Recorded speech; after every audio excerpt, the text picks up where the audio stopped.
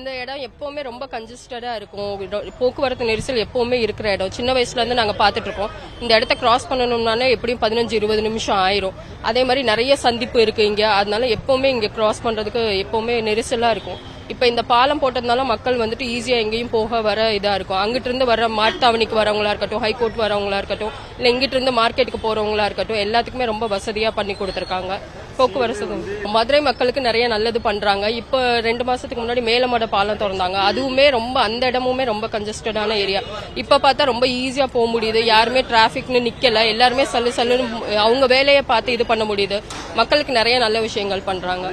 பேரு வச்சது ரொம்ப வீரமானவர். இந்த ஊர்ல பாத்தீங்கன்னா எல்லாருக்குமே பேரு வச்சு நம்ம போஸ் பேரு எல்லாருக்குமே வச்சிருப்பாங்க. மதுரை வீரமான ஒரு இடம். அவருக்கு இந்த பாலத்துக்கு நேதாஜி பேரு வச்சது ரொம்ப பெரிய விஷயம். ரொம்ப நன்றி சொல்லிக்கிறேன். ரொம்ப பெருமையா இருக்கு, ரொம்ப சந்தோஷமா இருக்கு. அவர் கூட நின்று இது பண்ண முடிஞ்சது எனக்கு ரொம்ப சந்தோஷமா இருக்கு. பெருமையான விஷயம். ரொம்ப அழகா இருக்கு, தத்ரூபமா இருக்கு. ஊருக்கு வர்றவங்க எல்லாருக்குமே இந்த மதுரையோட பெருமையை பறைசாற்றுற மாதிரி எல்லா இதுவுமே வரைஞ்சிருக்காங்க. ரொம்ப பெருமையான விஷயம். அதாவது மதுரையில பாலங்கள் அப்படின்னு சொன்னா அது திமுக அரசுல தான் நடந்திருக்கு. கலைஞர் தான் மேயர் முத்துப்பாலம், பசுமன் தேவர் பாலம், எல்லா பாலங்களும் கலைஞர் அவர்கள் தான் கட்டினாங்க. இந்த பாலம் ஆத்துல அழகர் இறங்குறதுக்கு எதுவும் பாதிப்பு வந்துருமோன்னு மக்கள் எதிர்பார்த்தாங்க. அது இல்லாம தேவர் சிலைக்கும் எந்த பாதிப்பு இல்லாம வலது பக்கம் திருப்பி ஏவி பாலத்தோடு அப்படியே விட்டுட்டாங்க. ஆக ஆத்துல அழகர் இறங்குறதுக்கு எந்த பிரச்சனையும் இல்லாம கொண்டுட்டு வருவது ஒரு சிறப்பு. தேவர் சிலைக்கு எந்த பகுதியும் இல்லாத சிறப்பு.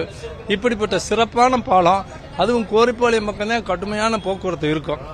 அதாவது மக்களுக்கு ஒரு முன்னேற்றம், மக்களுக்கு ஒரு செய்கை செய்யணும்னா அது திமுக அரசு வந்தா மட்டும்தான் நடக்குது.